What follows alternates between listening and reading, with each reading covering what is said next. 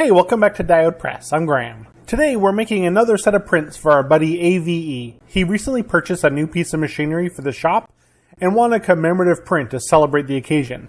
So let's jump right in.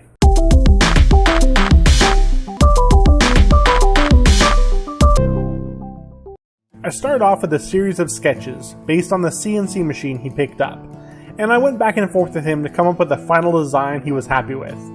And after that, I ordered up my Sheena plywood and I was off to the races. Each color of this print requires its own carved block. So first off was to transfer my illustration onto the final or key block. A laser print and a trip to the nail salon for some acetone is all you need to transfer an image onto a wood panel.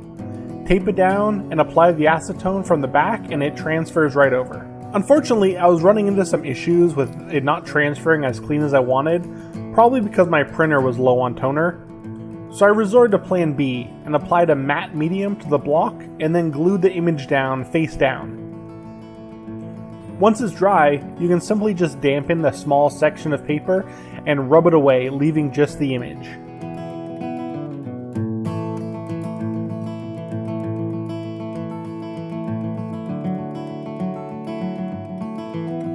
I toned the block with a little bit of green paint to allow me to see what I carved, and then I sharpened up my knife and went to town. The blade's angled to allow the wood to be cut in a way that maintains its strength, and I have a couple other videos over on the channel if you want to learn more, and I'll have a link down below for that. Now is also a good time to mention that if you enjoy these videos and you want to help support the channel and get more projects uploaded, check out the Patreon page.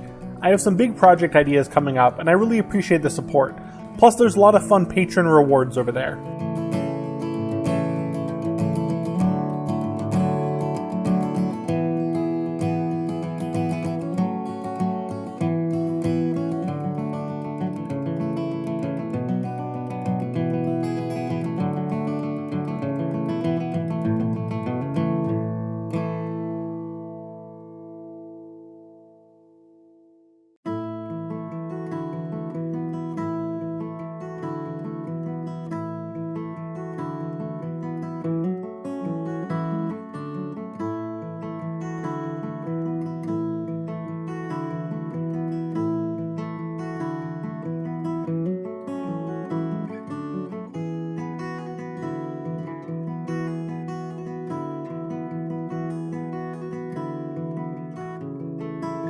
I'm rolling up some speedball relief ink onto the block, and then I tape down a sheet of paper onto my registration jig.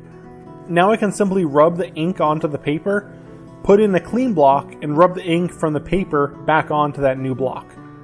This gives a perfect transfer of that key block, allowing me to start on the color blocks after a light wash of ink to darken up the surface.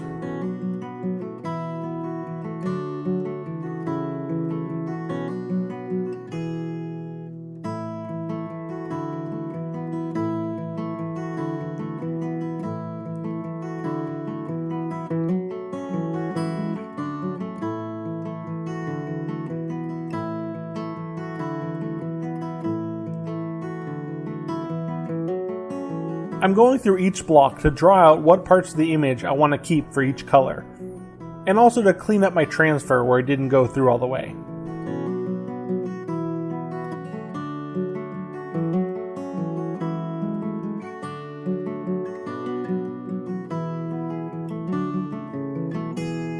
Normally, I just use a large U-gouge and clean out the background of the block, but AvE is not the only one who's recently got a new CNC.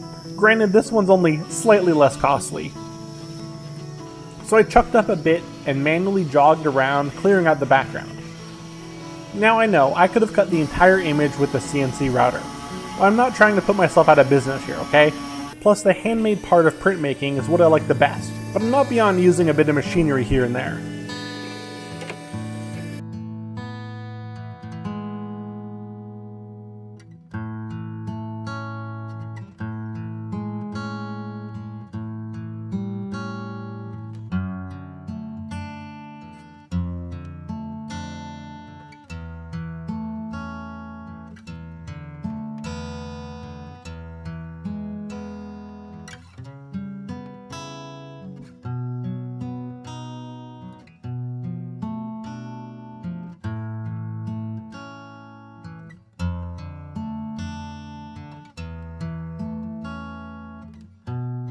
After carving the different color blocks, I'm getting started printing the first layer on all 30 sheets of paper. It's basically the same process for each block. Carve it, get the color mixed up you want, and then print on top of all the sheets. Since all the blocks were set up in the same way in that earlier step, all the layers line up perfectly.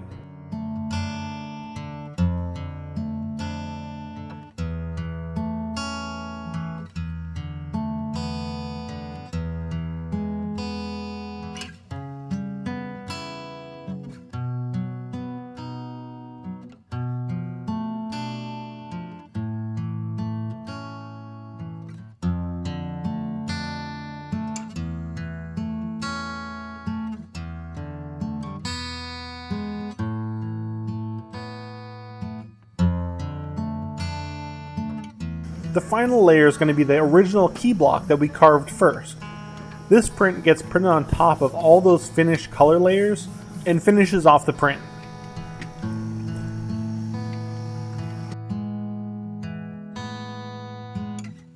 There are a few areas that didn't print as dark as I wanted, so I helped them along by hand. Then I can hang them up on my 3D printed drying rack and give them a few days to dry.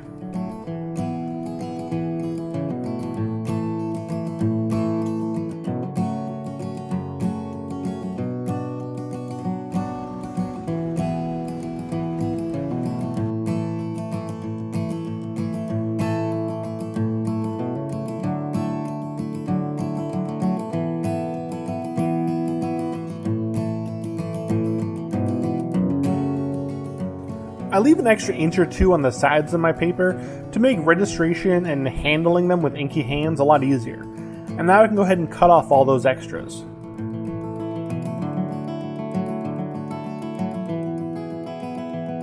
Now a sheet of acid-free tissue paper between each print, pack it up and send it up to Canada. So a big shout out to AvE for reaching out to me for this project. I really have a blast making these prints for him. So make sure to subscribe to the channel and see the new projects I'm working on, and I'll see you in the next one.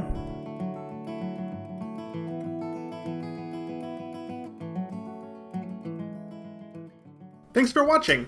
To keep up with the videos when they're posted, make sure to subscribe to the channel. And if you want to help support this channel, you can check out the Diode Press Patreon page, where I post behind the scenes photos as well as other patron rewards. Thanks!